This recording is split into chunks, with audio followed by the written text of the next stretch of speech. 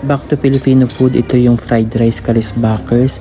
Meron dito mga chorizo, langgunisa at iba-iba pa karisbakers, mga Filipino food. Hindi ko na ito kakainin karisbakers kasi normal na lang ang mga Filipino food. Hindi ko na masyadong kakainin yan. Doon tayo sa kakaibang mga pagkain like Mexican karisbakers. Yung mga hindi natin lagi nakakain, yun ang akin kakainin dito karisbakers. Pero kung kayo gusto nyo pa rin kainin to para matikman yung lahat, go. Pwede nyo kainin to lahat karisbakers.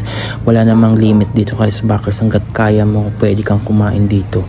Ito karisbakers naman banda is ito yung mga street food karisbakers, mga toknene, mga mani karisbakers, mga chicharong bulaklak, mga quail egg, mga kwek-kwek, mga ganyan karisbakers. Ito yung mga street food dito. Meron din calamares karisbakers. Ito yung kanina pinakita ko mga palabok area karisbakers na may mga side dish din. Kayo na maglalagay ng mga side dish. Ito nga pala ang front ng mga street food karisbakers. Ayun yung kabuuang itsura niya. Kaya kung nag-crave kayo sa mga street food, pwedeng andito lahat kompleto karisbakers dito.